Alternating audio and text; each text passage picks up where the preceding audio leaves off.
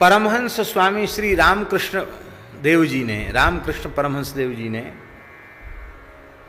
अपने वचनों में कहा है, श्री गंगा जी का जल, श्री ब्रजरज, श्री जगन्नाथ जी का महाप्रसाद, ये तीनों प्रत्यक्ष ब्रह्म हैं।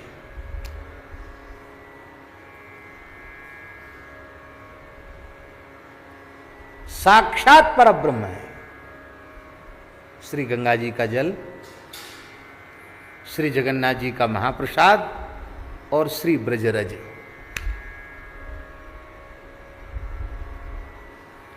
इसको रामकृष्ण परमहंस देव जी ने साक्षात पर ब्रह्म कहा।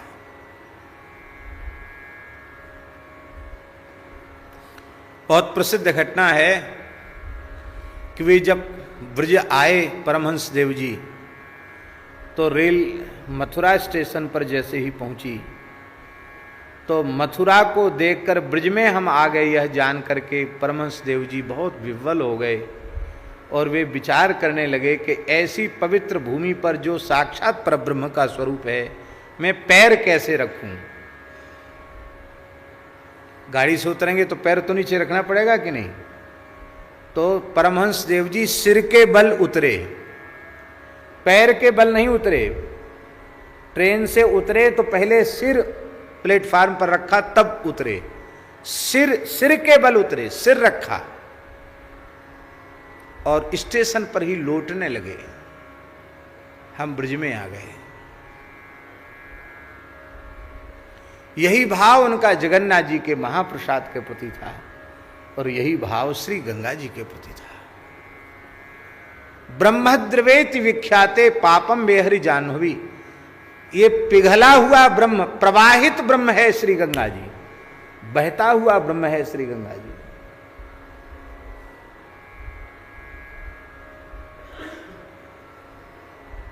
योजना नाम शतैरपि, शतई में बहुवचन है? गंगा गंगेतियो ब्रूयात योजना नाम शतैरपि। सैकड़ों योजन दूर खड़े होकर के कोई कहे गंगे गंगे गंगे, भावपूर्वक श्री गंगा जी का स्मरण करे तो मुच्यते सर्व पापेभ्यो विष्णुलोकम से गच्छति।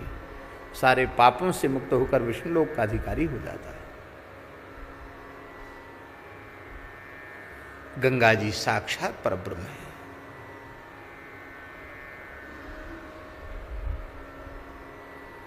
गंगा जी के जल में ऐसी विशेषता है, गंगा जल पीते पीते ही ब्रह्म विद्या सिद्ध हो जाती है, तत्व ज्ञान हो जाता है गंगा जल पीते पीते, ऐसा शास्त्रों में लिखा हुआ है।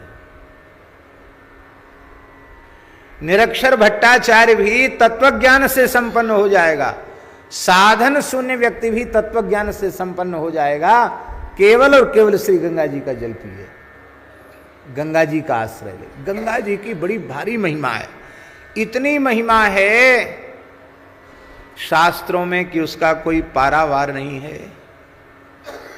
अपार महिमा है गंगा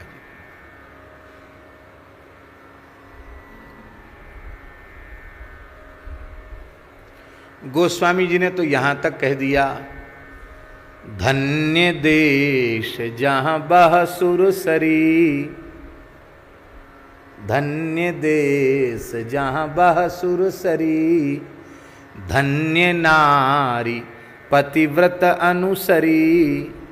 वह देश धन्य है जहां गंगा जी बह रही है, वह नारी धन्य है जो पातिव्रत का पालन करने वाली, पातिव्रत धर्म का पालन करने वाली।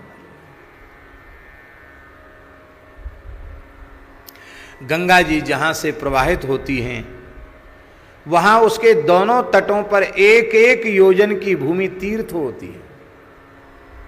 एक योजन माने 4 कोस, 12-12 किलोमीटर।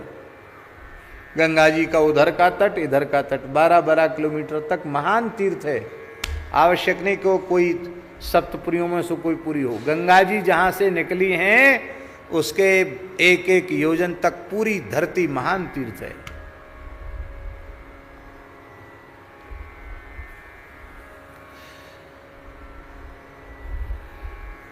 गोस्वामी जी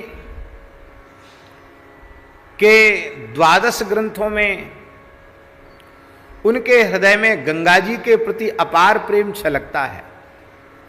गोस्वामी जी का जीवन बड़ा विलक्षण है। जन्म तो श्री यमुना जी के तट पर हुआ,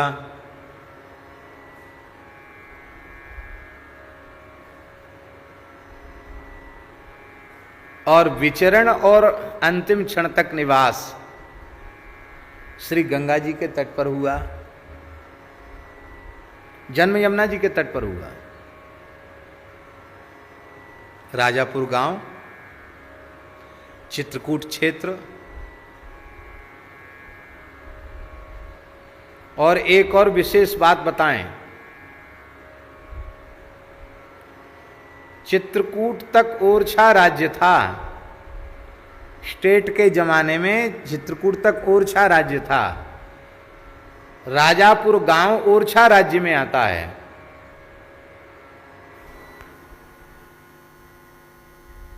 ये ऐतिहासिक सत्य है। अर्थात तुलसीदास जी का जन्म ओरछा राज्य में हुआ था।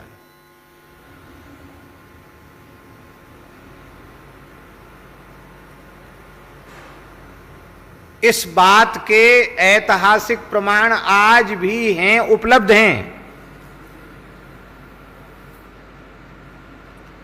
क्योंकि तुलसीदास जी के तिरोभाव के पश्चात एक विग्रह श्री यमुना जी से प्रकट हुआ था। स्वप्रकट तुलसीदास जी का विग्रह है, जो आज भी वहां विराजमान है राजापुर में। और उस समय तत्कालीन ओरछा नरेश ने उनको भूमि दी थी, जागीर दी थी। तो वो जब जब राजाओं की गद्दी बदली तो उसका जो पुराने लोग जो दान करते हैं ना, उसका नवीनीकरण होता है। उस नवीनीकरण में सारी बात लिखी जाती है। तो वो जितने जितने राजाओं के राज्य परिवर्तित हुए ओरछा की राजवंश की परंपरा में, उनमें सबने उसकी संस्तुति की है। ये बात आज भी वहां कागजों में सुरक्षित है। आज भी वे कागज वहां उपलब्ध हैं, आप देख सकते हैं। हम देख के आए हैं।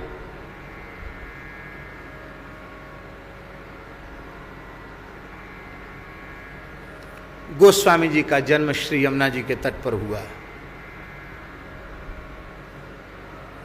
यमुना जी साक्षात प्रेम स्वरूपा है, प्रेम देने वाली है यमुना जी।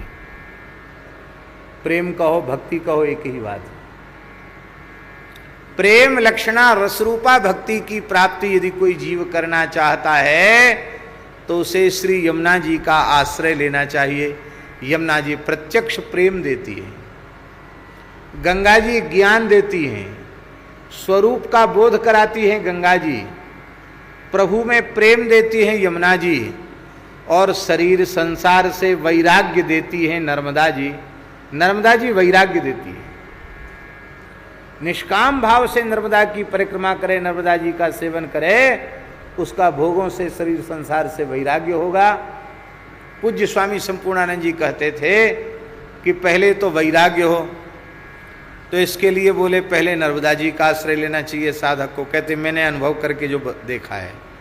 और फिर इसके बाद गंगा जी का आश्रय, फिर गंगा जी नर्मदा जी से आवे तो गंगा जी के तट पर भजन करे, गंगा जी के किनारे रहे, गंगा जी का जल पिए।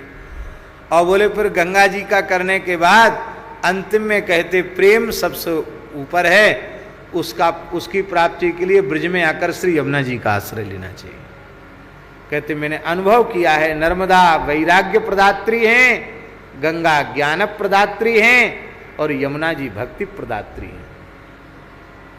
गंगा जी के प्रति तुलसीदास जी का अपार प्रेम है। जीवन पर्यंत गंगा जी के तट पर रहे, और गंगा जी के तट पर 80 घाट वाराणसी में ही उन्होंने अपने देह का विसर्जन किया। वहीं तुलसीदास जी की जल समाधि हुई।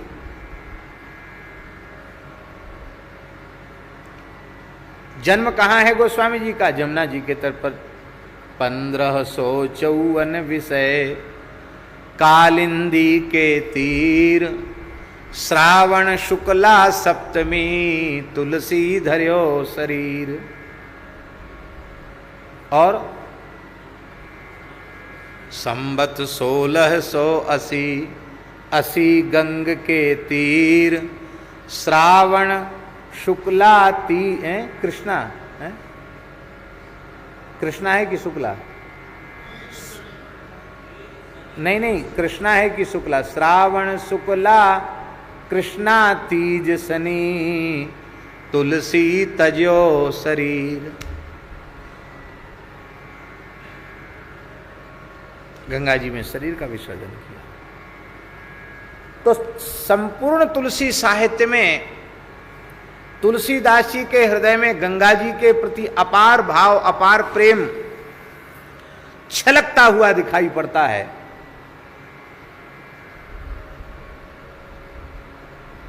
अपार प्रेम। किंतु विनय पत्रिका में जिन पदों में गोस्वामी जी ने गंगा जी का स्मरण किया है, वो तो अपने आप में अनुपम ही नहीं, अद्भुताद्भुत है। गंगा जी के सभी स्वरूपों का भी स्मरण कर लेते हैं। जय जय भगीरथ नंदिनी, हे भगीरथ नंदिनी तुम्हारी जय हो, तुम्हारी जय हो। ये भगीरथ नंदिनी, ये गंगा जी का ऐश्वर्यमय स्वरूप नहीं है, ये गंगा जी का परम परम माधुर्यमय स्वरूप है। कथा बहुत प्रसिद्ध है, उन कथाओं को बार बार कहना नहीं है। आप सब गंगावतरण की कथा जानते हैं, गंगा जी कैसे प्रकट हुए। भगवान कपिल की क्रोधाग्नि में सगर के 60,000 पुत्र जलकर भस्म हो चुके थे। असमंजस के पुत्र अंशुमान जी, उन्होंने भगवान कपिल के चरणों में प्रणाम किया और भगवान कपिल ने कहा कि उन तुम्हारे पुरखों का उद्धार केवल और केवल गंगा जी के जल के स्पर्श से ही संभव है। पहले ले जाओ घोड़ा, यज्ञ पूर्ण करो अपने बाबा का, सगद महाराज का, और फिर गंगा जी के आनयन के लिए तप करो। अंशुमान जी ने तप किया, गंगा जी नहीं आई। उनके पुत्र दिलीप हुए, उन्होंने तप किया, गंगा जी नहीं आई। उनके पुत्र भगीरथ जी हुए, भगीरथ जी के प्रयास से गंगा जी आ गई।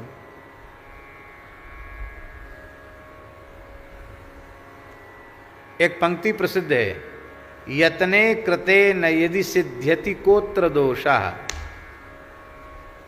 आप कोई लक्ष्य प्राप्त करना चाहते हैं कि हमारा ये काम होना ही चाहिए, किसी भी कीमत पर होना चाहिए, और खूब प्रयास करने पर भी आपको सफलता नहीं मिली, तो कभी हताश निराश नहीं होना चाहिए। यत्ने कृते, प्रयत्न करने पर भी यदि न सिद्ध्यति, यदि वो कार्य आपका सिद्ध नहीं हो रहा है तो उदास हताश होने की आवश्यकता नहीं। कोत्र दोषा, हमारे प्रयत्न में कहाँ त्रुटि रह गई ये देखना चाहिए। दूसरे को दोष नहीं देना चाहिए कि उसने ऐसा कर दिया इसलिए ऐसा हो गया, ऐसा हो गया इसलिए ऐसा, नहीं, कुछ नहीं। हमारे प्रयास में कहीं ना कहीं कसर रहेगी।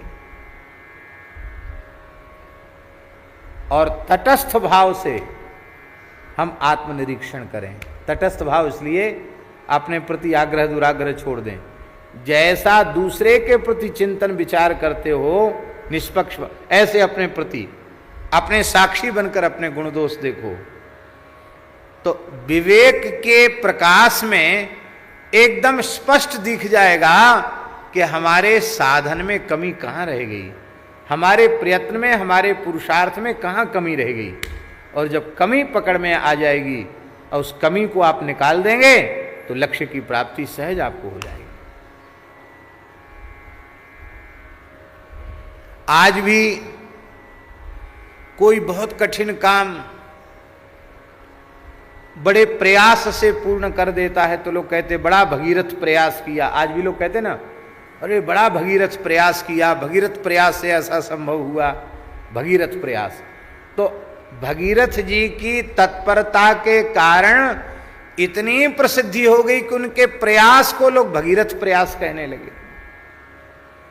भगीरथ जी ने विचार किया, हमारे दादा परदादा सभी तपस्या कर करके पधार गए, गंगा जी नहीं आई, क्यों नहीं आई?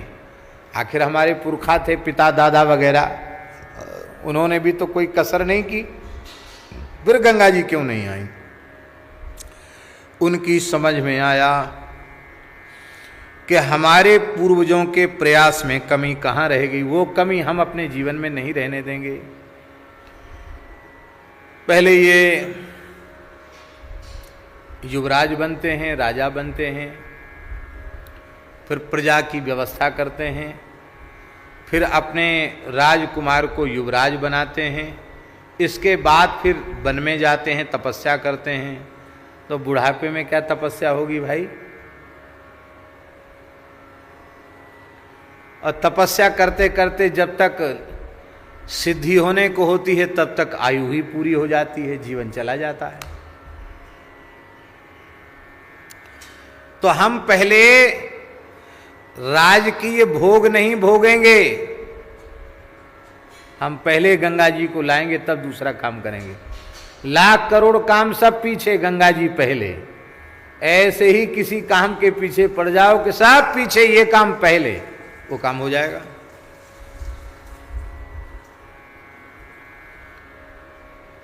हुआ ऐसा ही था।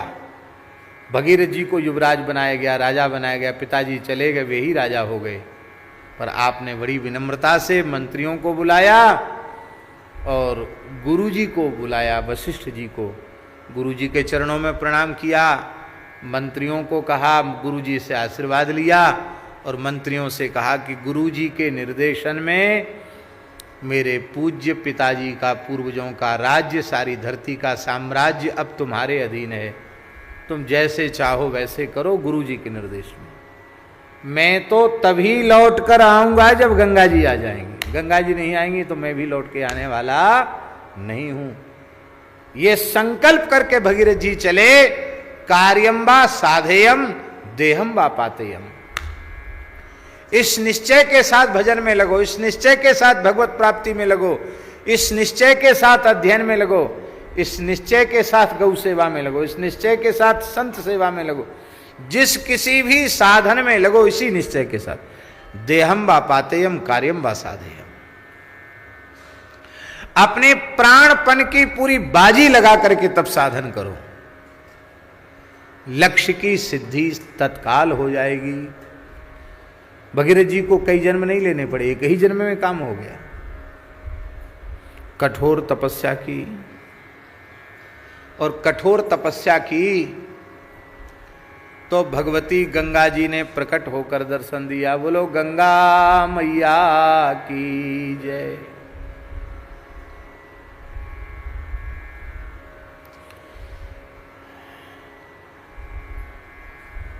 अब यहां भगीरथ नंदिनी क्यों कहा?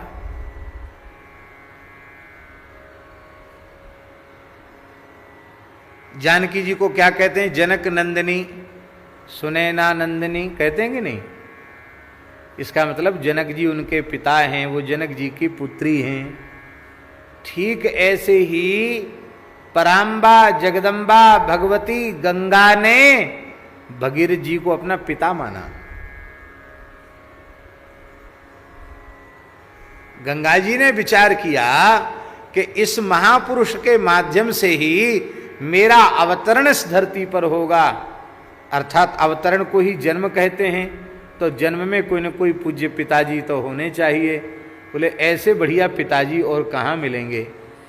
बोले आपका दर्शन करके मेरे मन में आपके प्रति पिता का भाव जग रहा है, आप मुझे अपनी पुत्री का वात्सल्य प्रदान करें। महाराज जी पुराणों में यहाँ तक वर्णन है कि भगीरथ जी यज्ञ कर रहे थे, ये महाभारत में वर्णन है। महाभारत में वर्णन है भगीरथ जी यज्ञ कर रहे थे, अश्वमेध यज्ञ, और यज्ञ में इतनी गायों का दान किया, इतनी गायों का दान किया कि महाराज जी गायों के खुरों से इतना गड्ढा हो गया, वहां गंगा जी भर गई, गायों के खुरों में गंगा जी सूखने लगी। इतनी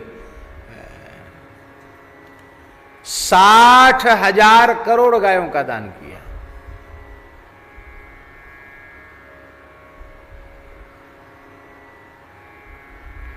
उस समय गंगा जी एक बालिका के रूप में आकर भगीरथ जी की गोद में बैठ गई। कहा, पिताजी ये सब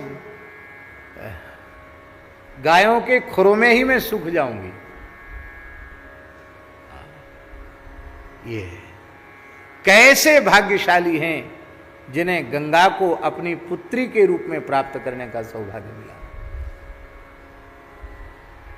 हे भगीरथ नंदिनी,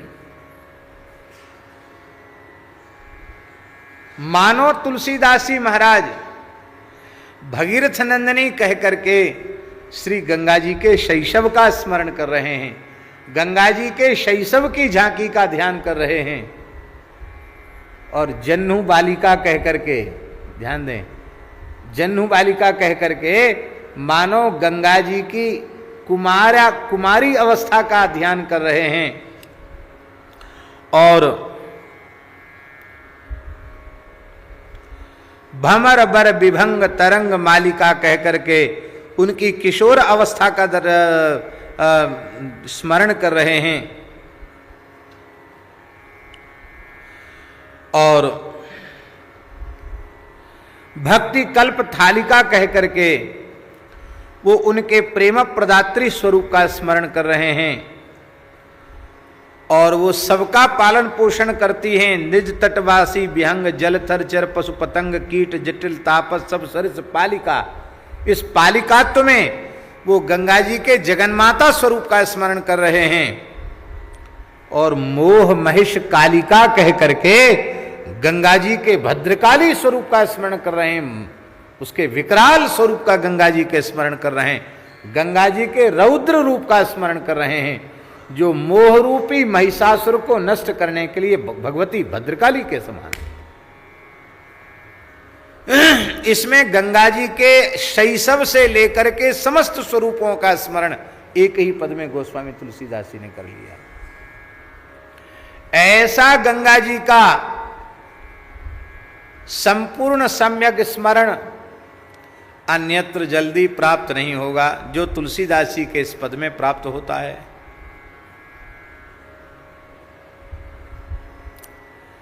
भगीरथ जी से गंगा जी ने कहा, किम चाहम न भुवम यास्ये। बोले भगीरथ जी, मैं धरती पर नहीं जाऊंगी। किम चाहम न भुवम यास्ये, मैं धरती पर नहीं जाऊंगी। क्यों नहीं जाऊंगी धरती पर? बोले नराह मह्यम रजन्त्यघम। मैं धरती पर जाऊंगी तो पापी मनुष्य अपने पापों का क्षालन करेंगे, अपने पाप मुझ में धोएंगे। तो उन पापियों का पाप लेकर मैं पापयुक्ता हो जाऊंगी। मैं अपने पापों का परिमार्जन कहां करूंगी? ये संकट है धरती पर जाने पर, इसलिए मुझे धरती पर चलने का आग्रह मत करो।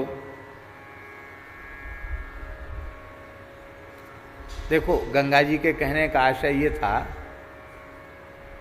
कि रही आपके पूर्वजों के उद्धार की बात, तो गंगा जी तो सर्वसमर्था हैं। जहां उनकी भस्म पड़ी है, एक बार आकर उसको छूकर स्पर्श करके पवित्र कर देंगे उनको, फिर चली जाऊंगी जहां हूं वहीं। धरती पर सतत में रही आऊं इसकी जरूरत नहीं है। और बहुत ध्यान से सुने, यदि भगीरथ जी स्वार्थी होते तो अपने मन में सोच लेते कि हमें दुनिया का ठेका थोड़ी हमने ले रखा है, आपने जो करेगा सो भरेगा, तू क्यों होए उदास, हमने सबका ठेका तो ले नहीं रखा है। अरे हमारा काम इतना, हमारे पुरखों का उद्धार हो जाए। हमारे पुरखा उद्धार हो गए पर दुनिया जाए चूल्हे भाड़ में, ये उन्होंने नहीं सोचा। उन्होंने यही सोचा कि मेरे पूर्वजों का तो उद्धार हो ही जाएगा, गंगा जी धरती पर रही आवेंगी तो अनंत काल तक असंख्य जीवों का उद्धार होता रहेगा। और उनकी जो यह परोपकार की वृत्ति थी, उसी से रीझ करके गंगा जी ने निश्चय किया, ऐसा परोपकारी संत यदि मुझे अपनी पुत्री के रूप में स्वीकार कर ले तो मैं अपने को धन्य मानूंगी। गंगा जी ने वर्ण किया पिता के रूप में भगीरथ जी का। क्यों किया वर्ण? उनकी परोपकार परायणता को देखकर वर्ण किया।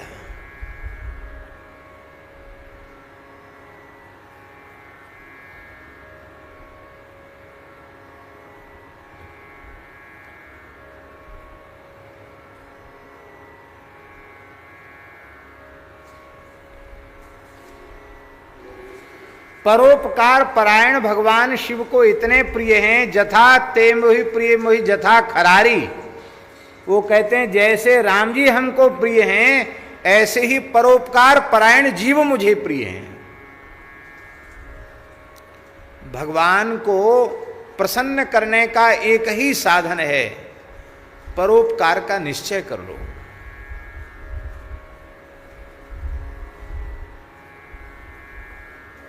बहुत बढ़िया श्लोक है।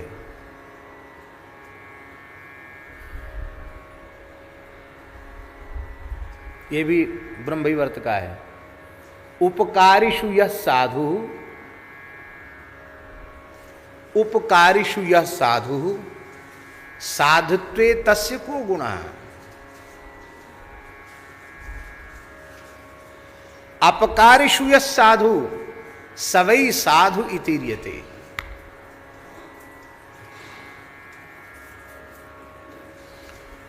जिससे हमारा कोई स्वार्थ सिद्ध हो गया,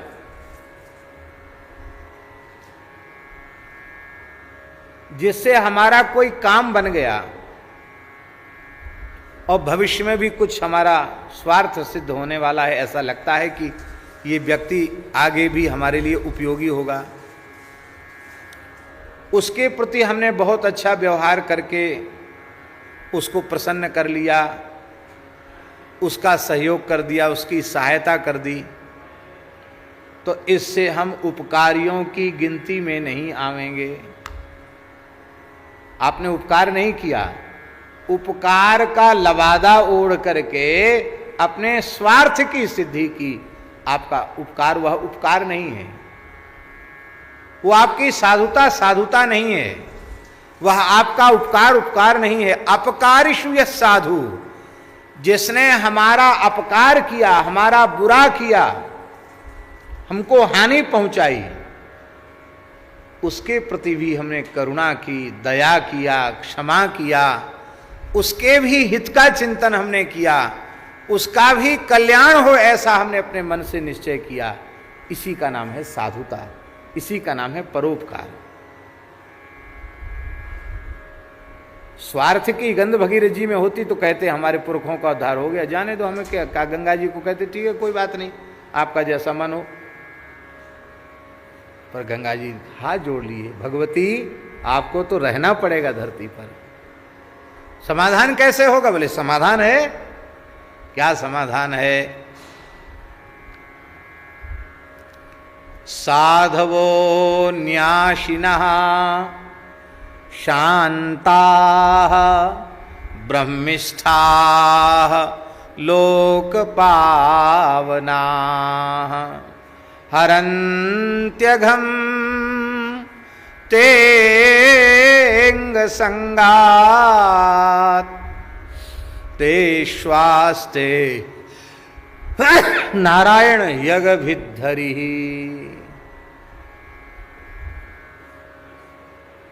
साधवः, सबसे पहले भगीरथ जी ने क्या नाम लिया? साधवः, साधु। साधव का अर्थ क्या है? परोपकारिणः, परोपकार परायण को साधु कहते हैं।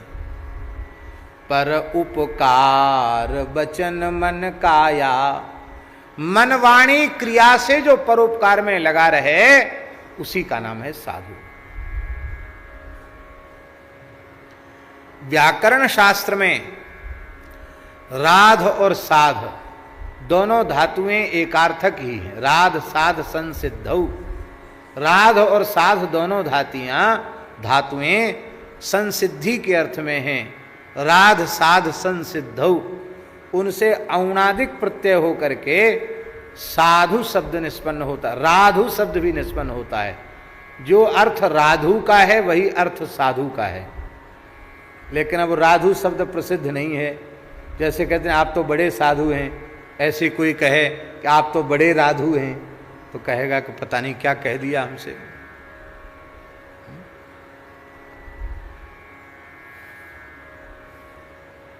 गुरुजी सुनाते थे कि कोई देहात के बेचारे भोले भाले ब्राह्मण थे और किसी भगत के यहाँ पहुंचे तो उनका आइए भूसुरदेव। बोले क्या कहा तुमने, क्या कहा? हाथ जोड़ के बोले मैंने भूसर ही तो कहा। बोले तुम भूसुर, तुम्हारा बाप भूसर, तुम्हारा पूरा, हम कहे कि भूसर, हम तो अमुक नाम के ब्राह्मण हैं। उसको पता ही नहीं था कि भूसर माने होता क्या है। तो भूसुर माने, भू माने पृथ्वी, सुर माने देवता, धरती के देवता। हाँ अब तो ठीक है, अब समझ में आ गई बात। तो ऐसे ही साधु शब्द तो प्रसिद्ध है पर राधु शब्द प्रसिद्ध नहीं है। तो साधु का अर्थ क्या है? साधनोति परकार्यमिति साधु, दूसरों के काम बना देवे उसका नाम है साधु। दूसरों के बिगड़े काम बना दे वो साधु है। और भैया ये भूखे को अन्न देना, प्यासे को जल देना, वस्त्रहीन को वस्त्र देना, अत्यंत निर्धन व्यक्ति को कुछ आवश्यक हो तो धन की व्यवस्था करना, ये तो सब परोपकार की श्रेणी में हैं, पर ये परोपकार की शाखाएं हैं, ये मुख्य परोपकार नहीं है। ये शाखा प्रशाखाएं हैं, मुख्य परोपकार है इस दुखमय संसार चक्र से छुड़ाकर जीव को भगवत प्राप्ति करा देना, ये सबसे बड़ा परोपकार है। इसलिए परम परमात्मानम साधनोति, भगवान की प्राप्ति करा देवे उसका नाम साधु। साधु सब देते हैं।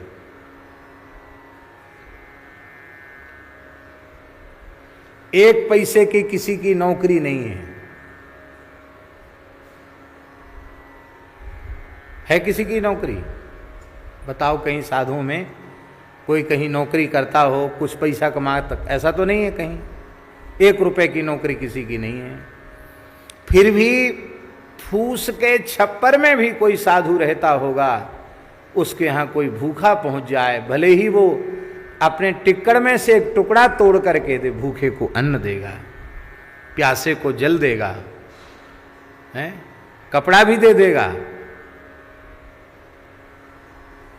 भले ही खुद खाने को खर्च को नहीं है, कोई रोने गाने लग जाए, कुछ रुपए ढेला पड़ा होगा वो भी दे देगा, साधु होगा तो। ये तो सब वो दे ही देगा अपनी परवाह किए बिना, प्रसन्न होकर उसको भगवान दे देगा, भगवान की प्राप्ति करा देगा। माल मुलुक हरि देते हैं, हरिजन हरि ही देते, ये उनका सबसे बड़ा परोपकार है। परम साधु हैं भगीरथ जी, गंगा जी के रूप में सभी जीवों को भगवान की प्राप्ति कराई है उन्होंने, इसलिए वे परम साधु हैं। उनकी परोपकारिता, उनकी साधुता पर रीझ करके गंगा जी ने उन्हें पिता का आदर दिया। तो साधवः, भगीरथ जी कहते हैं जो परोपकारी हैं, मन वाणी क्रिया से परोपकार में लगे रहने वाले हैं। न्यासिनः, न्यासिनः का अर्थ है विरक्ताः, जो विरक्त हैं। अभी हमने बताई थी ना विरक्त की परिभाषा। साधवो न्यासिनः, केवल वेश मात्र से ही विरक्त नहीं है, स्वभाव से भी विरक्त हैं। स्वरूप से तो विरक्त हैं ही, स्वभाव से भी विरक्त हैं। ऐषणा त्रय शून्य है, न उनमें पुत्रेषणा शिष्येषणा है, ना ही उनमें वित्तेषणा है। गृहस्थ व्यक्ति को पुत्रेषणा होती है, उत्तम पुत्र हो, नाम रोशन करे हमारा। और गृहस्थ नहीं है तो शिष्येषणा होती है, बहुत अच्छे अच्छे चेला बने, एक से एक अच्छे नाम गाम करने वाले हों, वो शिष्येषणा। पुत्रेषणा और शिष्येषणा में अंतर नहीं है, क्योंकि बिंदु सृष्टि में जिसे पुत्र कहते हैं, नाद सृष्टि में उसे ही शिष्य कहते हैं। इसलिए पुत्र भी शिष्य है और शिष्य भी पुत्र है,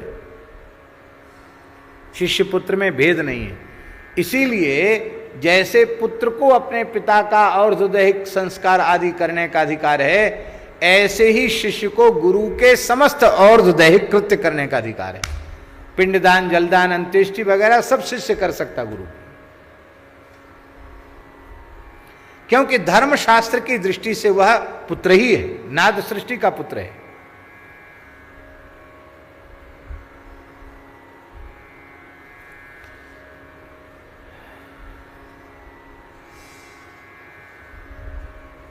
पुत्र होवे इसमें कोई परेशानी नहीं है, पर पुत्र प्राप्ति की जो कामना है वो चित्त को कलुषित करने वाली है।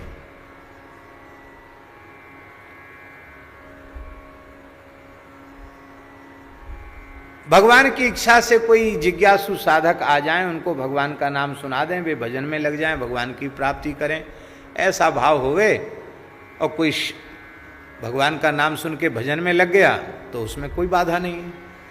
लेकिन हमारे चेला बने, बढ़िया बढ़िया चेला बने, और बड़ा ऑफिसर अधिकारी है तो कैसे भी इसके गले में तो कंठी डाल ही दो, कान फूंक दो, अरे कुछ नहीं, अरे माला फेरे चाहे न फेरे, तिलक लगावे चाहे न लगावे, कंठी बांधे चाहे न बांधे, भले ही वैष्णवता का कोई नियम न पाले, पर कहने को तो होगा कि हमारे आईजी, कलेक्टर, डीआईजी और अमुक तमुक हमारे चेला हैं, अथवा अमुक मंत्री, अमुक मुख्यमंत्री, प्रधानमंत्री हमारे चेला हैं, ये कहने को तो हो जाएगा।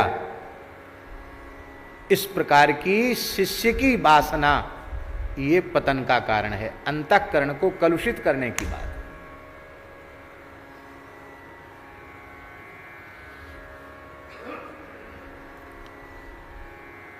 संपूर्ण पृथ्वी को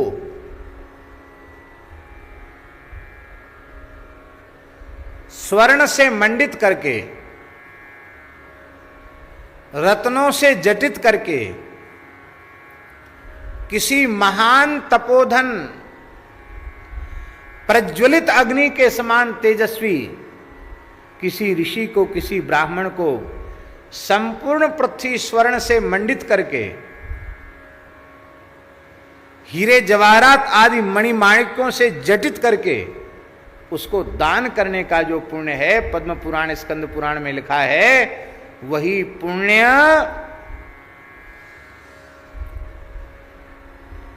किसी एक जीव को वैष्णव संस्कार देने का है।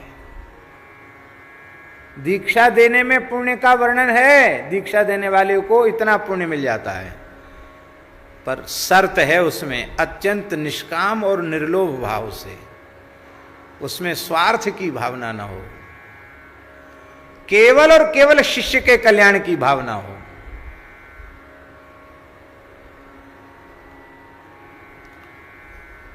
इसलिए पुराने समय में शिष्य नहीं बनाते थे, बहुत कम शिष्य बनाते थे, बड़ी कठोर कठोर परीक्षाएं लेते थे तब शिष्य बनाते थे, बनाते ही नहीं थे। या तो भगवान प्रत्यक्ष आज्ञा दे दें कि आप शिष्य बनाओ तो बनाते, या गुरुजी आज्ञा दे दें अपनी ओर से। इन्हें क्या हम ही गुरुजी से पूछें, क्या बहुत लोग कहते हैं हमसे दीक्षा देने के लिए, तो आपकी आज्ञा हो तो हम थोड़ा दीक्षा देना शुरू, हाँ हाँ हाँ ठीक है दीक्षा दो दीक्षा दो, ऐसा नहीं। वे अपनी ओर से आज्ञा दें कि अब तुम दीक्षा दो। अभी 2-3 दिन पहले की बात है, अपने जो पूज्य परमहंसी महाराज हैं उन्होंने कहा, जो अपने शिष्य को भगवत प्राप्ति न करा सके उसे दीक्षा देने का बिल्कुल अधिकार नहीं है। फिर से सुन लो, जो अपने शिष्य का कल्याण न कर सके, उसे भगवत प्राप्ति न करा सके, उसे दीक्षा देने का अधिकार नहीं है।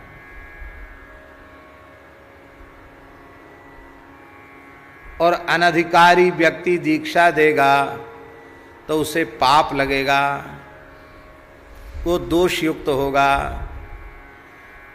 चेले के साथ उसे भी संस्कृति के चक्र में पड़ा रहना पड़ेगा।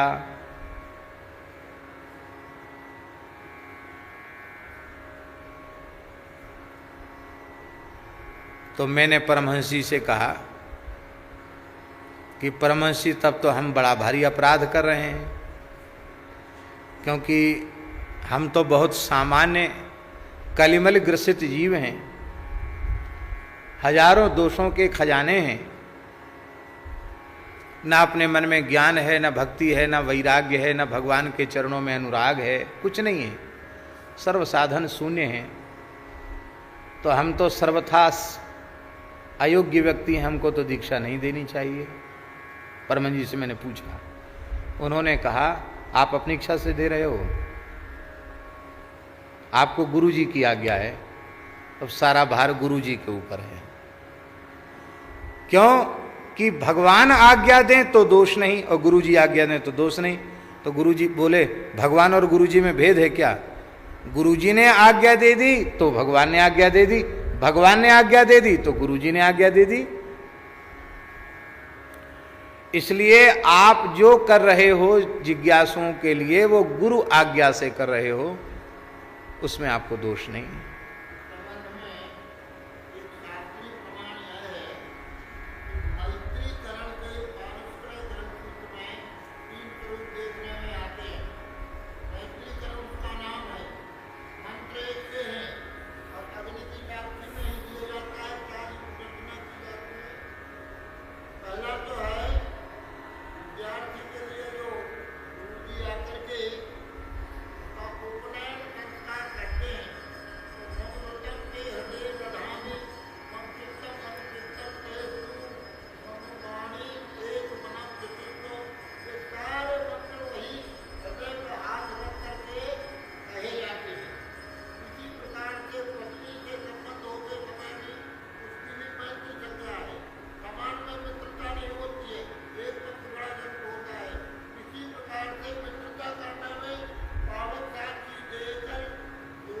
प्रीति दृढ़ है।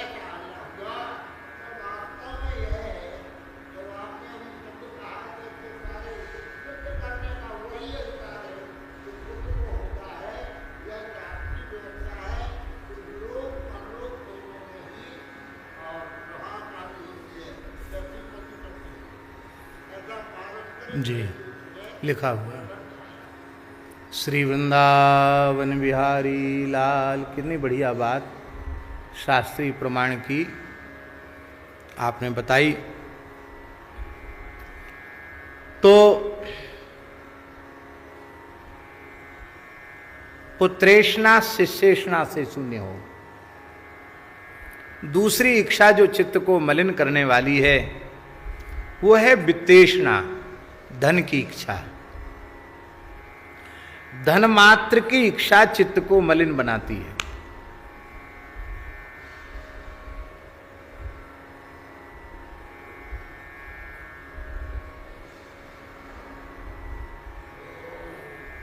गृहस्थ व्यक्ति को तो बहुत से व्यवहार करने होते हैं, उसको तो धन की इच्छा होती है। बड़े बड़े विरक्त महात्माओं के पास भी ये इच्छा परमार्थ का रूप लेकर आ जाती है।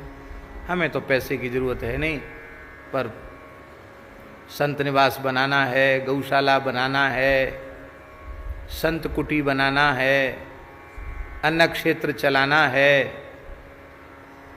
अनाथालय बनाना है, पियाऊ खोलनी है, अथवा मंदिर बनाना है। कितने लोगों को दर्शन होगा, कितने लोगों को धार्मिक संस्कार मिलेंगे, इसके लिए तो धन की जरूरत है।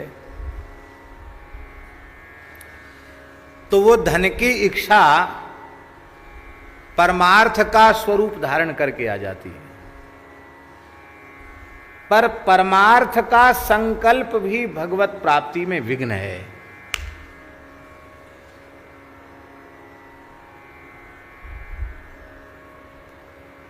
बहुत ध्यान से सुने, जो हम कहना चाहते हैं उसको समझने की कोशिश करें।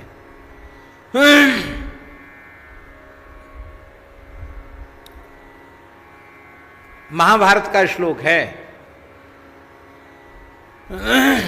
धर्मार्थम यस्य वित्तेहा वरम तस्य निरीहता। धर्म के निमित्त, परोपकार के निमित्त, सेवा के निमित्त जिसके मन में धन की वासना है, बहुत अच्छा होता कि उस वासना से विमुक्त हो जाता। क्यों? भगवान व्यास उत्तर दे रहे हैं, प्रक्षालनाद्धि पंकस्य दूरादस्पर्शनम वरम। हम पहले कीच में पैर धसाएंगे, फिर उसके धोने के लिए पानी खोजेंगे, फिर पानी से रगड़ रगड़ के धोकर कीच साफ करेंगे। अरे भाई, ये प्रयत्न करने की आवश्यकता क्या है? गड्ढे से, कीच के गड्ढे से अपने आप को बचाकर क्यों नहीं निकल जाते हो? बचा के निकल जाओ। कीच में पैर धसा के धोना पड़ेगा। क्यों धोना पड़ेगा? कीच में पैर ही क्यों धसाओ?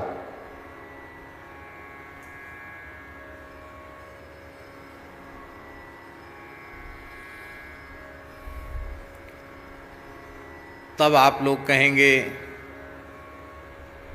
कि आप स्वयं तो व्याख्यान दे रहे हो और गौशाला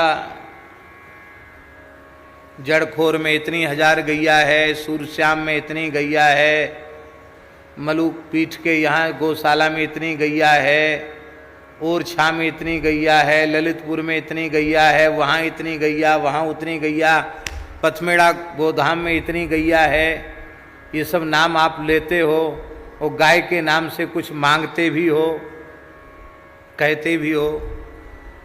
तो जब आप जानते हो तो ये सब काहे को फैलाया आपने? सब बंद करो।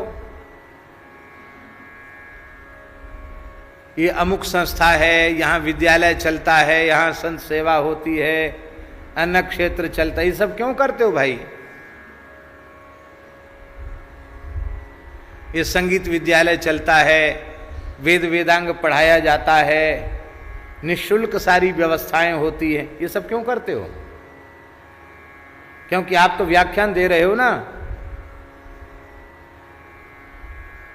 कि धर्मार्थम यस्य वित्तेहा वरम तस्य निरीहता प्रक्षालनाद्धि पंकस्य दूरादस्पर्शनम वरम। इसका समाधान ये है, आप शब्दों पर ध्यान दें। गौ सेवा की मनाही नहीं है, संत सेवा की मनाही नहीं है, मठ मंदिर बनाकर सब जीवों को सत्संग मिलें, अच्छे संस्कार मिलें, इसकी मनाही नहीं है। परोपकार और सेवा की मनाही नहीं है, इसकी वासना की मनाही है। ध्यान में आई बात? परमात्मा ने जो शक्ति सामर्थ्य अपनी ओर से अनुग्रह करके हमको दी है उसमें हम करें, और भगवान हमारे भाव को पूर्ण करेंगे।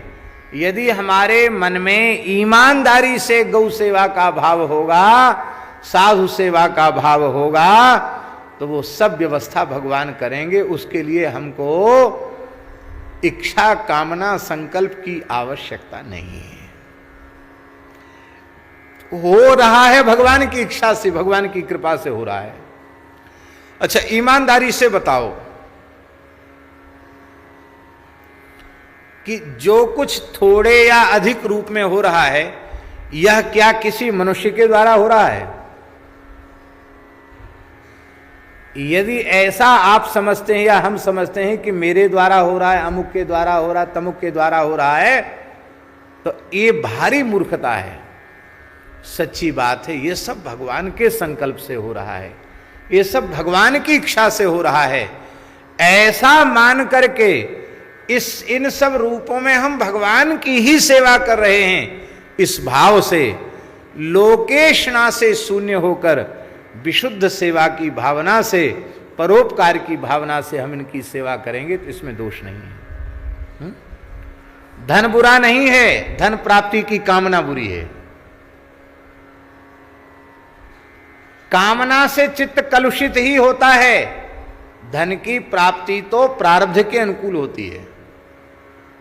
तमाम लोग सोचते हैं कि सारे संसार में सबसे बड़ा धनवान मैं ही बन जाऊं। बन पाते हैं क्या? उसके अनुरूप प्रारब्ध होगा तो बनेंगे, नहीं तो नहीं बनेंगे। पूज्य श्री संपूर्णानंद जी ने एक अनुभूति सुनाई।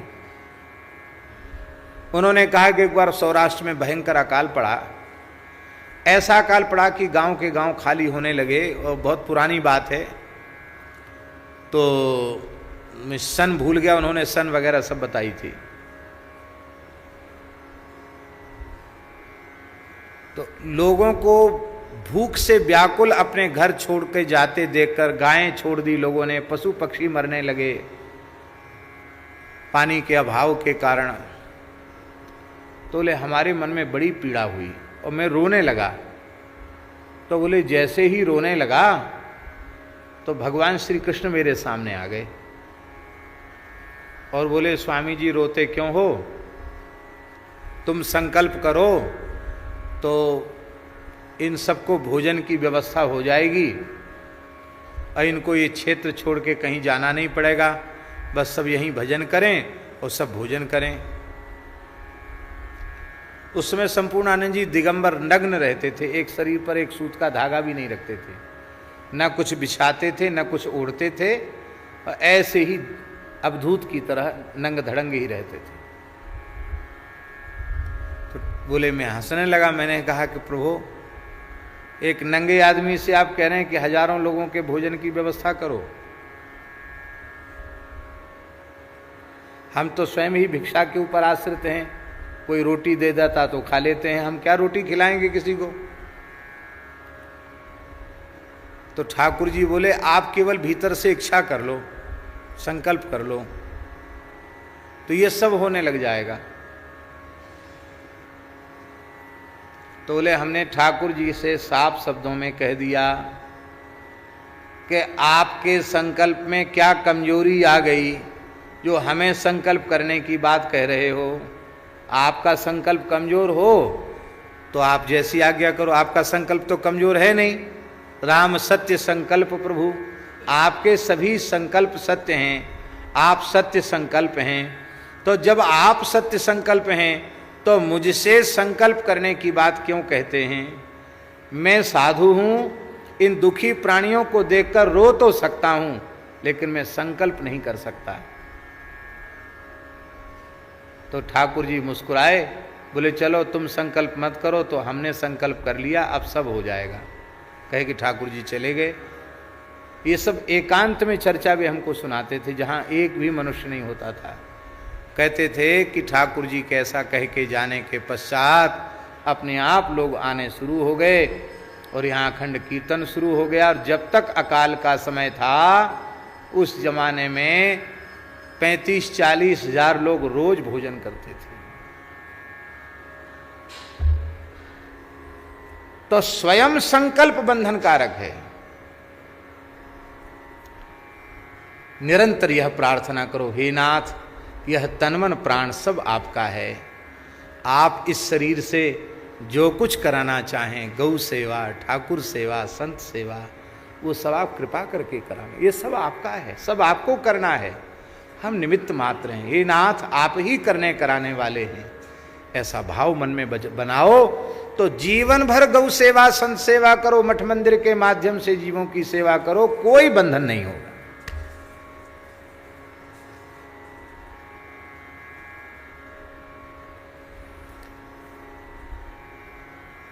स्वयं संकल्प करने में क्या बाधा है?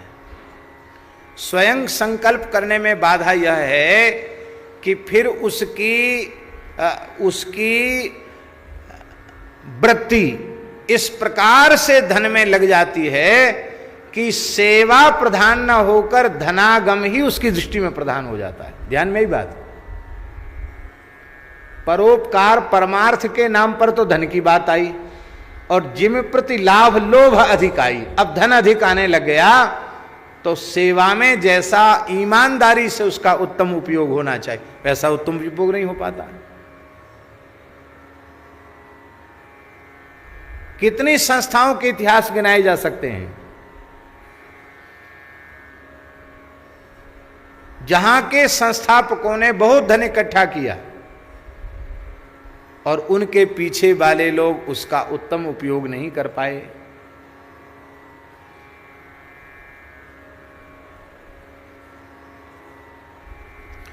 फिर जब परोपकार और सेवा की बात कही जाती है और अभीष्ट धन बन जाता है तो उस धन की प्राप्ति के लिए झूठ, छल, कपट, प्रपंच, दंभ, पाखंड सब कुछ अच्छे लगने लग जाते हैं। अच्छे ही नहीं लगने लग जाते हैं, उनको वह अपनी विशेषता के रूप में प्रस्तुत करने लग जाता है।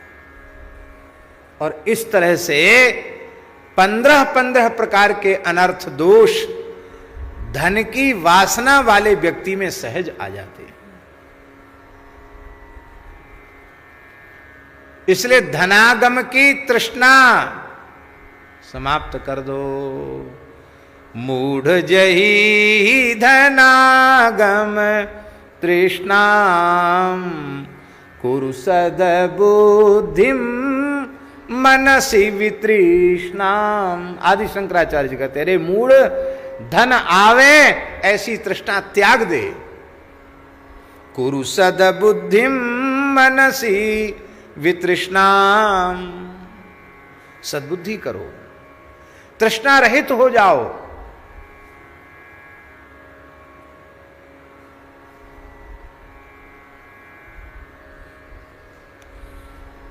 तो दूसरी है, पहली है पुत्रेष्णा शिष्येष्णा, दूसरी है वित्तेष्णा और उसी का रूप बनाकर आने वाली परोपकार के नाम पर धन संग्रह की इच्छा। तीसरी है लोकेष्णा,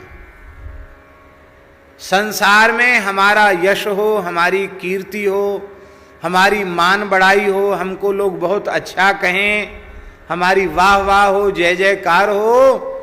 ये इच्छा कई बार पुत्रेष्णा वित्तेष्णा से शून्य साधकों के भीतर भी बने। बड़े विरक्त हैं, एक भी चेला नहीं बनाया, 1 इंच भूमि नहीं खरीदी, पैसा छूते ही नहीं है, कंचन कामनी से विमुक्त हैं, पर कहीं न कहीं मन में वासना रह जाती है कि संसार में हमारा नाम हो, यश कीर्ति हो, और ये यश कीर्ति की कामना ही उसे पतन के गर्त में ले जाती है।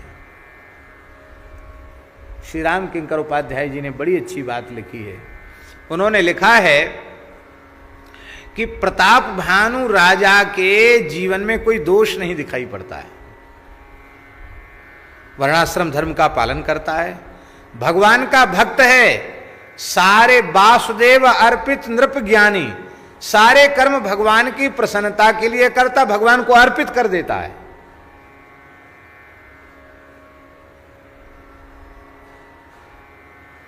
प्रताप भानु का चरित्र जो है उसमें कोई इतनी सी भी कोर कसर उसके जीवन में दिखाई नहीं पड़ती है, फिर भी उसे परिवार के सहित राक्षस बनना पड़ा। क्यों बनना पड़ा? एक ही चीज उसमें थी, वो थी लोकेशना। लोकेशना उसके मन में थी कि मैं संसार का सबसे बड़ा व्यक्ति बन जाऊं, मेरे अधीन सब हो जाएं, ये ब्राह्मण जो सर्वतंत्र स्वतंत्र हैं ये भी मेरे अधीन हो जाएं, मैं सर्वोपरि हो जाऊं, मैं सबसे बड़ा हो जाऊं।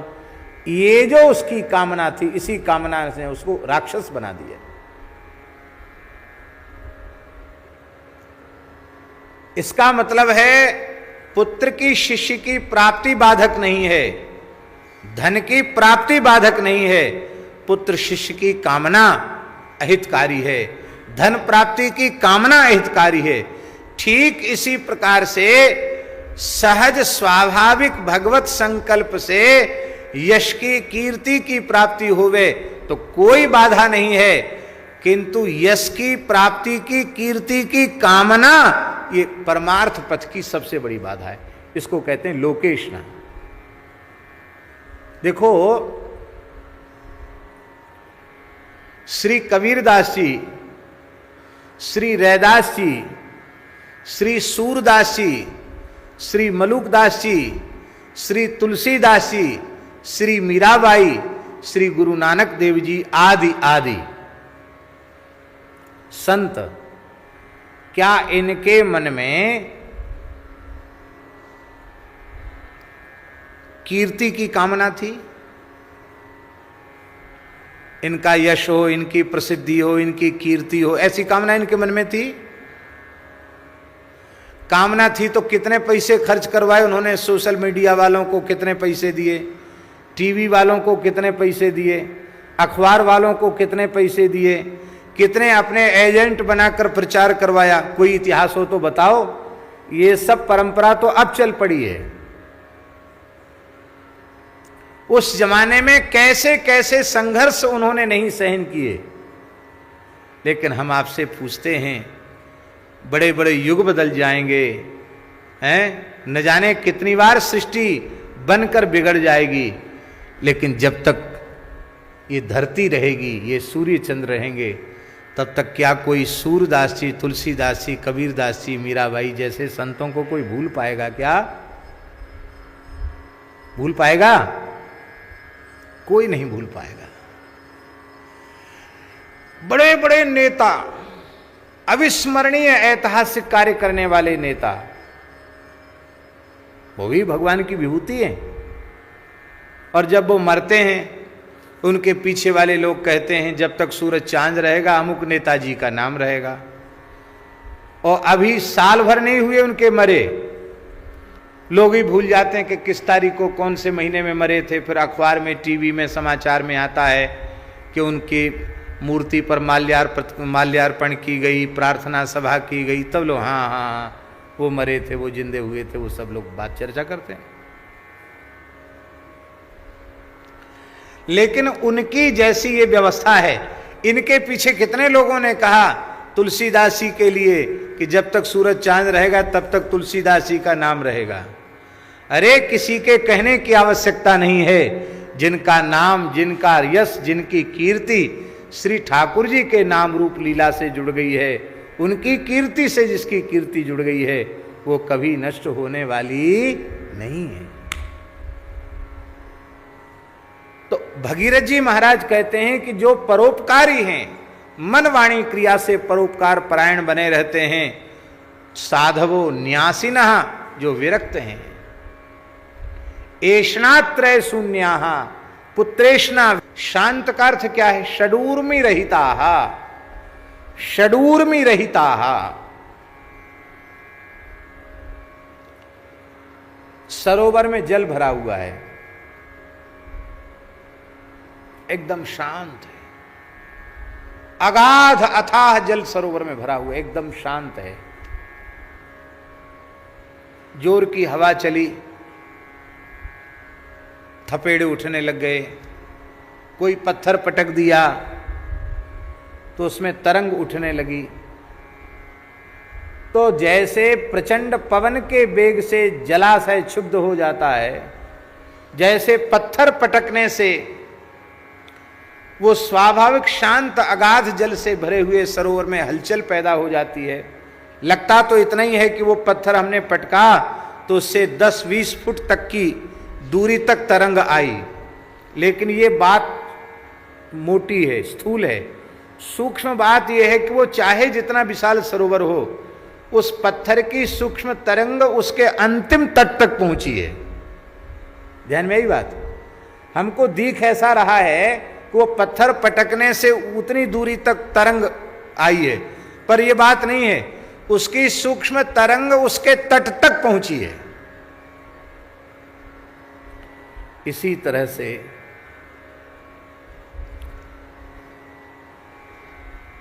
संत हृदय जस निर्मल बारी, संत का हृदय निर्मल अगाध जल से भरे हुए सरोवर के समान है, और उसमें काम का पत्थर पड़ गया तो तरंग उठ गई, तो एक कोना प्रभावित नहीं हुआ, वो अंतिम छोर तक वो काम की तरंग गई है।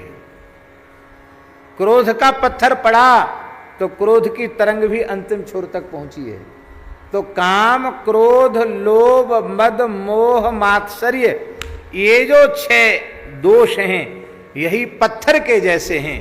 ये पटकते हैं, जब इनको हम अपने भीतर पटकते हैं, अर्थात काम क्रोध आदि के दृश्यों को जब अपने भीतर लेते हैं, काम क्रोध आदि के पत्थर जब हमारे भीतर पड़ते हैं, तो हमारे भीतर की शांति भग्न हो जाती है, हम अशांत हो जाते हैं। अथवा अविद्या माया की प्रचंड आंधी चली, उस आंधी से क्षोभ हो गया। तो ऐसे संत जो षडूर में रहते हैं, किसी भी अवस्था में जिनके चित्त में क्षोभ उत्पन्न ही नहीं होता है, शांत रहते हैं, षडूर में रहते हैं।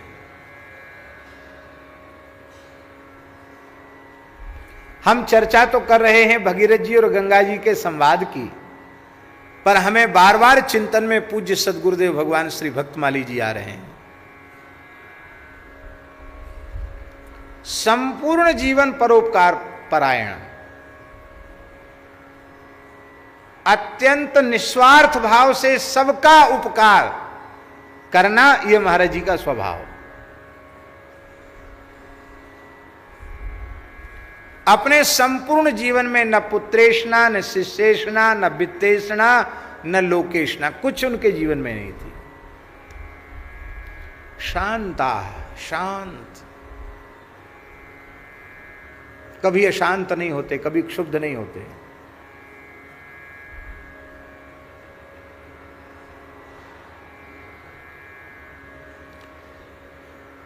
कभी महत्पुरुषों में यत्किंचित इस प्रकार का कोई भाव दिखाई भी पड़े तो उसे उनका स्वरूप नहीं समझना चाहिए। उनका स्वरूप तो क्षोभ रहित ही है, वह केवल अनुगतों को शिक्षा देने के लिए नाटक मात्र है। क्रोध नहीं है उनमें, पर उनके क्रोध से अनुगत का सुधार हो रहा है, तो क्रोध का थोड़ा सा नाटक कर देते हैं। तो क्रोध नहीं किया, क्रोध का नाटक किया, तो क्रोध का नाटक करने से चित्त की शांति नहीं बिगड़ेगी, क्रोध करने से चित्त की शांति बिगड़ेगी।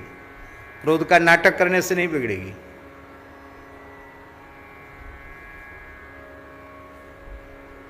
नाटक होता है तो नाटक में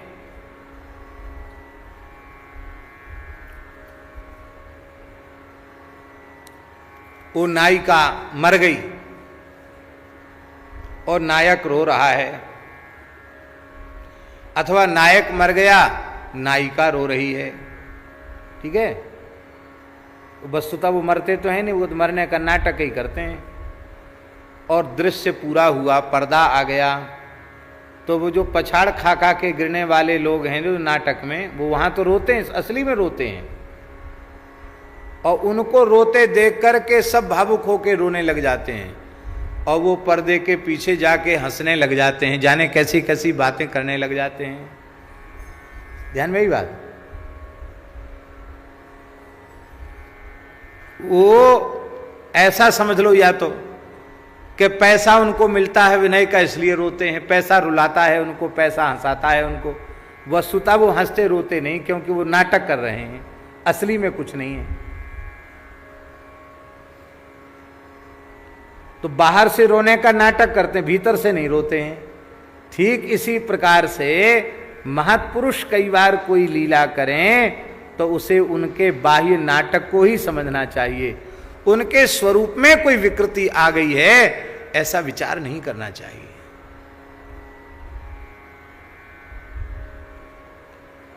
संत लक्षण जितने भी आते हैं शास्त्रों में, वे दूसरे के संबंध में सोचने के लिए नहीं है, वे केवल अपने संबंध में सोचने के लिए हैं।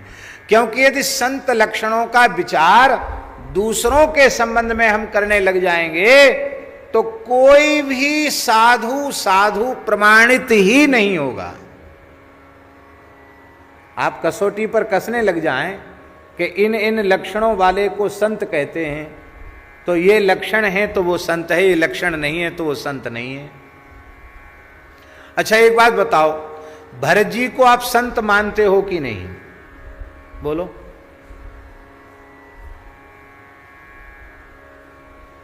श्री रामचरित्र में भरत जी के जैसा कोई साधु नहीं है। परम साधु हैं भरत जी, परम संत हैं भरत जी। पर कसौटी पर कसने लग जाओ तो भरत जी में भी दोष दिखाई पड़ जाएगा। बोलो।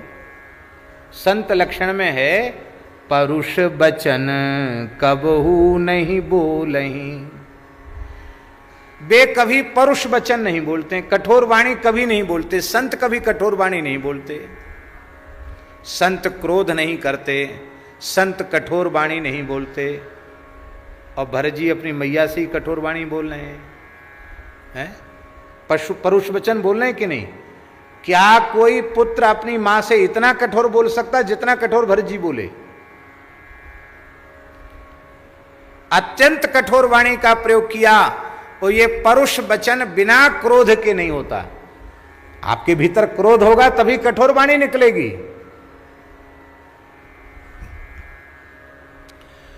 तब आप कहेंगे कि तो भरत जी में भी संत के लक्षण नहीं घट रहे हैं, तब आप संत मानेंगे किसको? इसका मतलब है हमें लोग संत कहते हैं, साधु कहते हैं, अथवा नहीं कहते तो संत का वेश तो है, तो हमें कठोर वाणी नहीं बोलनी चाहिए। भरत जी कठोर वाणी बोल रहे हैं तो वो कठोर वाणी बोल रहे हैं कि क्या कर रहे हैं, इसको तो भरत जी समझें। वो कठोर वाणी में उसका अर्थ नहीं है, श्री राम के प्रति इतना अनुराग है कि श्री राम जी का जो वियोग हो गया, राम जी का जो अदर्शन हो गया, उसको वे सह नहीं सके। और राम जी की प्राप्ति में, राम जी की सेवा में अपनी जन्मदात्री माता को बाधक उन्होंने मान लिया। तो माता से भी जो नहीं कहना चाहिए था सो कह दिया। तो माता को कठोर वाणी कहने में उसका प्रयोजन नहीं है, अपितु श्री राम प्रेम में उसका तात्पर्य है। ध्यान में ही बात। इसी प्रकार से इस प्रकार की लीला महापुरुष करें तो अनुगतों के सुधार में उसका तात्पर्य है। वह विकार उनमें है, उसमें उसका तात्पर्य नहीं है। होता ऐसा ही है। हम वह विकार उनमें आरोपित करके उनके प्रति दोष दृष्टि करने लग जाते हैं। तो उनका तो कुछ नहीं बिगड़ा, पर हमने उनके प्रति अश्रद्धा किया, असद्भाव किया, उनके प्रति दोष दर्शन किया, दोष दृष्टि की, तो हमारा पतन हो गया, हमारी अपनी हानि हो गई।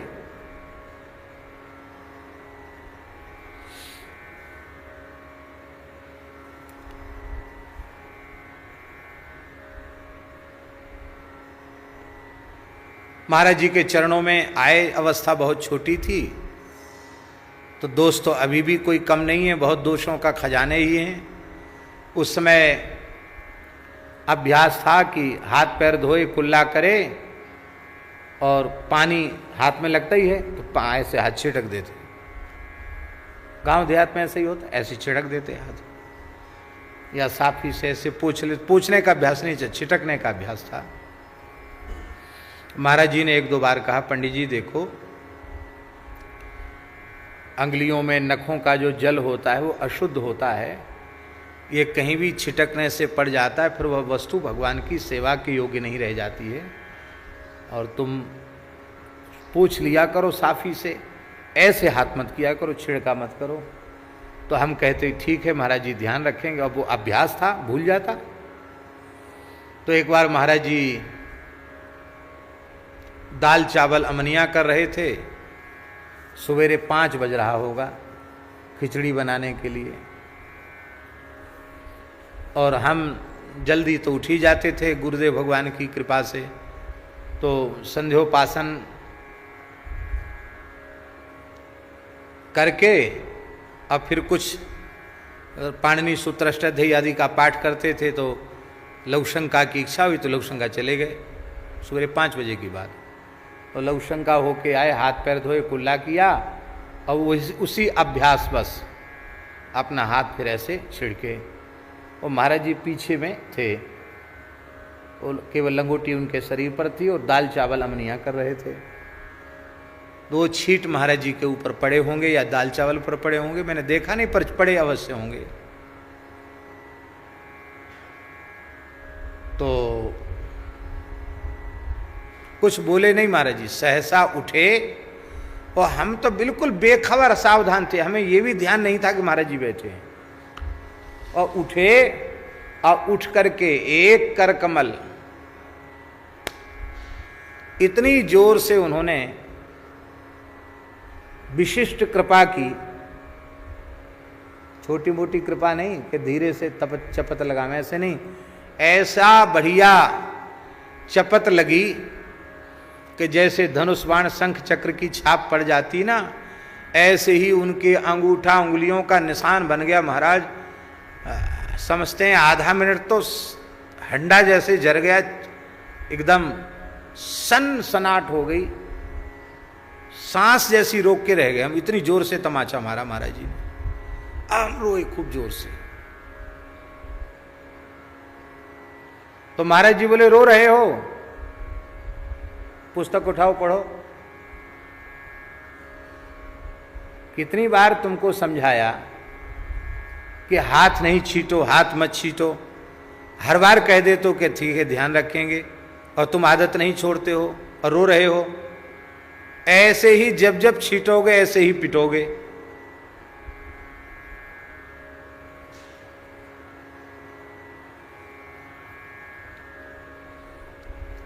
अवस्था हमारी छोटी थी, इतना विवेक नहीं था क्या कहना चाहिए। तो हमने कहा महाराज जी से कि हमको पढ़ाने के लिए लाए हो कि मार पिटाई करने के लिए लाए हो, ये बताओ पहले। आप हमको किस लिए लाए हैं? आप मार पिटाई करने लाए हैं कि पढ़ाने के लिए लाए हैं? महाराज जी बोले दोनों काम करेंगे। ऐसे काम करोगे, उंगली छीटोगे, हाथ छिटकोगे तो पिटाई भी होगी और पढ़ाई भी होगी, दोनों काम होंगे। फिर हम पढ़ नहीं रहे थे, रो रहे थे, तो बोले भाई रो मत, अपना पढ़ो। नहीं पढ़े, पुस्तक ही नहीं उठाई, रूस गए।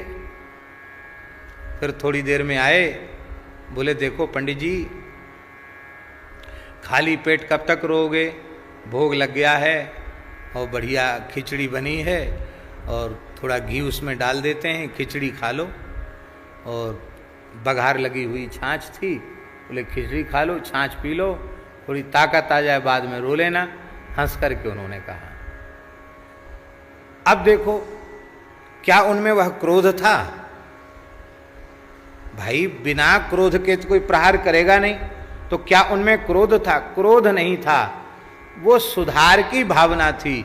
और उनकी ऐसी कृपा हुई, ऐसी कृपा हुई कि तब से लेके अब तक, आपको सुनकर आश्चर्य होगा, शायद आप विश्वास न करें, हम जब जब हाथ धोते हैं हमको तमाचा याद आ जाता है। प्रायः जब हाथ धोते हैं तो तुरंत तमाचा याद आ जाता है।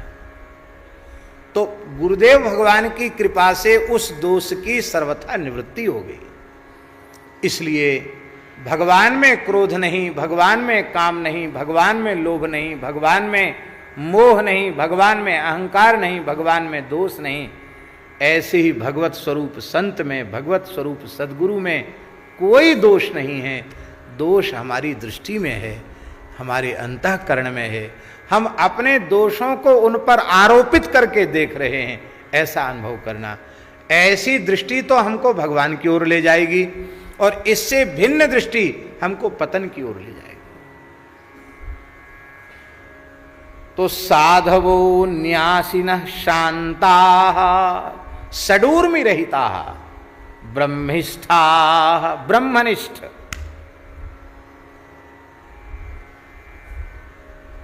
श्रोत्रिय ब्रह्मनिष्ठ होते हैं, अर्थात शब्द ब्रह्म परब्रह्म का प्रत्यक्षानुभव करने वाले शब्द शास्त्र के भी पारंगत विद्वान होते हैं और भगवद अनुभूति से भी संपन्न होते हैं।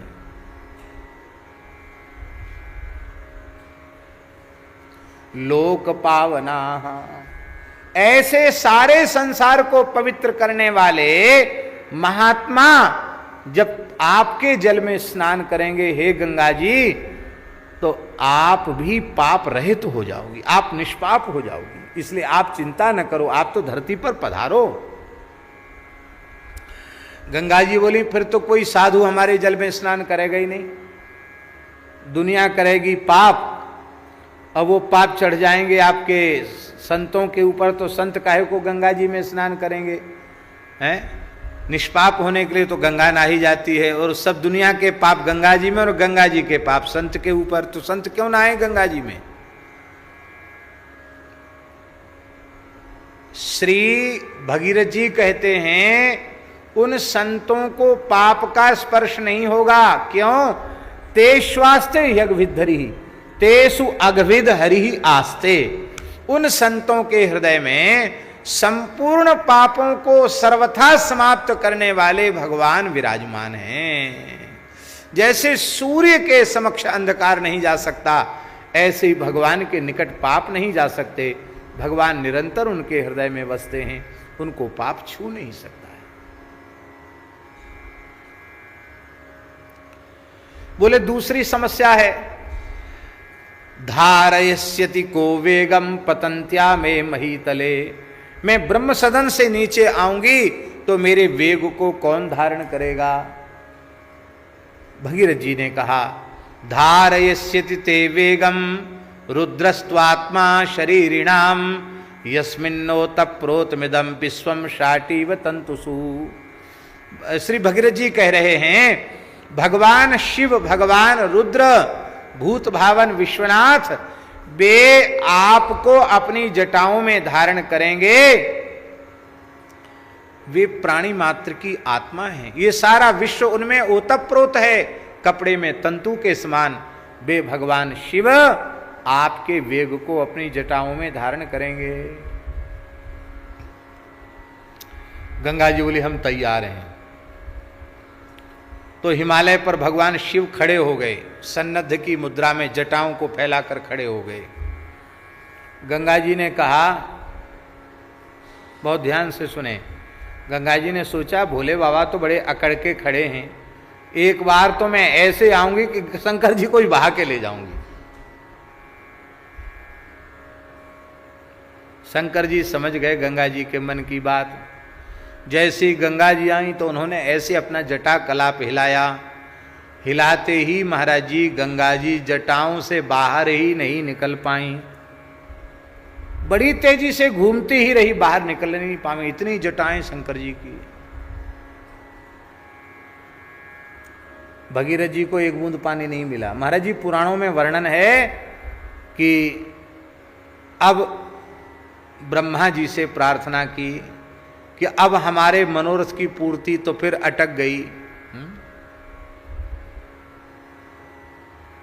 खजूर पर अटक गए, अब क्या होगा?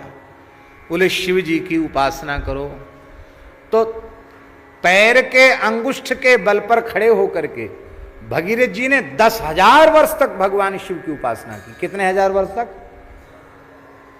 1 साल 2 साल नहीं, 10,000 वर्ष तक। और 10,000 वर्ष तक गंगा जी पूरी ताकत से चक्कर काटती रही, जटाओं से बाहर ही नहीं निकल पाई।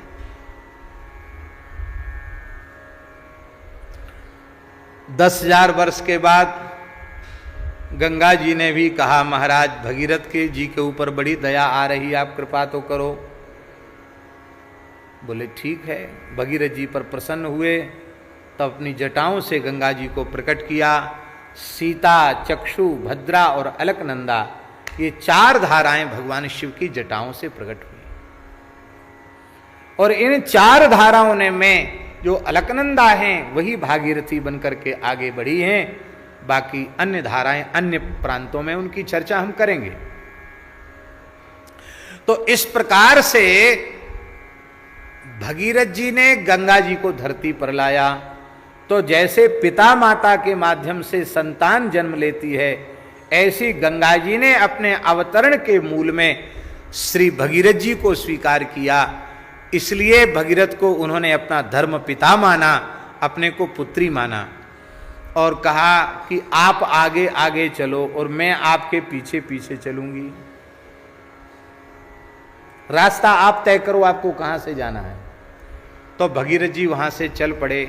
अपने तपोमय दिव्य रथ में बैठ करके भगीरथ जी चल पड़े। तो गंगा जी कहते किसको हैं? गंगा पद का अर्थ क्या है? शास्त्रीय अर्थ क्या है? भगीरथ रथ खाता बच्छिन्न जल प्रवाह। ये गंगा पद का भगीरथ रथ खाता वच्छिन्न जल प्रवाह, ये अर्थ है गंगा पद का। गंगा कहते किसको हैं? भगीरथ रथ चक्र के मध्य से जो धारा गई है उसका नाम गंगा है। इसलिए गंगा जी की नहर निकल जाती है वो गंगा जी नहीं मानी जाती। गंगा जी की नहर वो गंगा जी नहीं है। गंगा जी वही है जो भगीरथ रथ खाता वच्छिन्न जल प्रवाह है। भगीरथ जी ने जो रास्ता तय किया वो गंगा जी हैं, उनको गंगा जी कहेंगे। इसलिए गंगा जी से ही और धारा निकल के अन्य नदी बन गई। जैसे उधर बंगाल में पद्मा नाम की नदी गंगा जी की धारा से ही निकल के पद्मा नदी हो गई, लेकिन उसका नाम पद्मा पड़ गया, वो गंगा जी नहीं रही। क्योंकि भगीरथ रथ खात ही, भगीरथ रथ खात के मध्य जो चल करके जावे वो गंगा जी हैं। भगीरथ रथ खाता वच्छिन्न जल प्रवाह पदरूप अर्थ गंगा का है, गंगा पद का अर्थ है। ऐसी हे भगीरथ नंदनी आपकी जय हो, जय हो। जय जय भगीरथ नंदनी मुनि छय चकोर चंदनी। नर नाग विबुध बंदनी जय जन्नु बालिका। नर नाग विबुध बंदनी जय जन्नु बालिका। विष्णु पद सरोज जासी ईश शीस पर विभास। त्रिपथ गासी पुण्य राशि पाप छालिका। जय जय भगीरथ नंदनी मुनि छय चकोर चंदनी।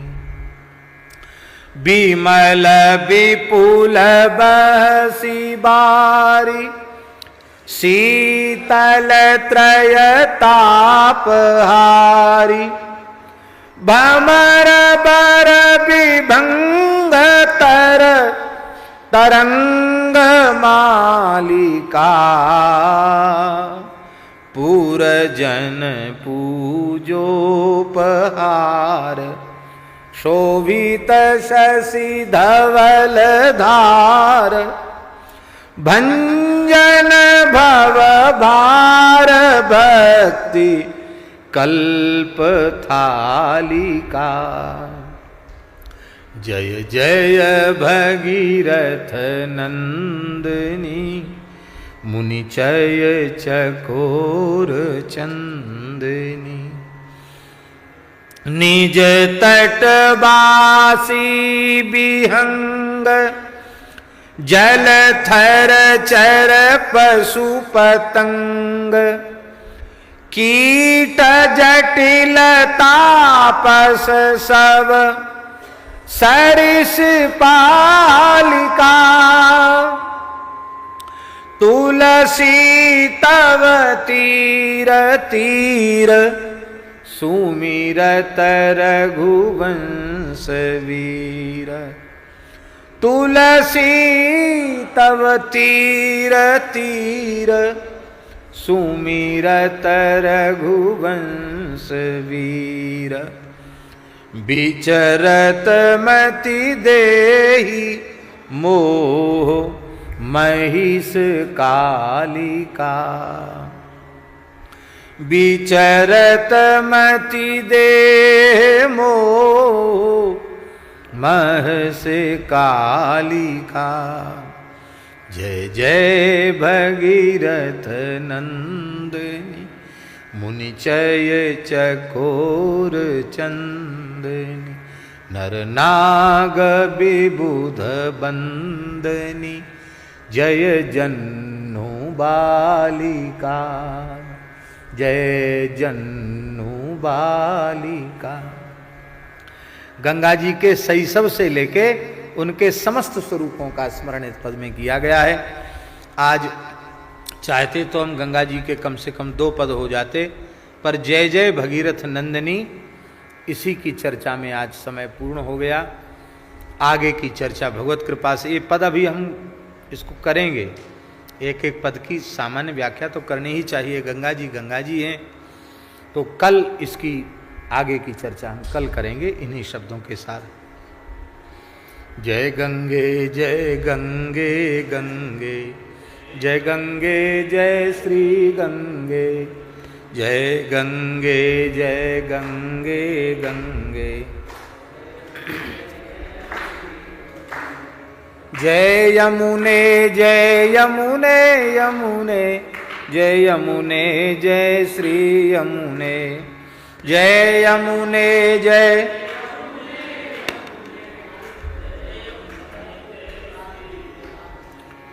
जय गंगे गंगे जय गंगे जय श्री गंगे।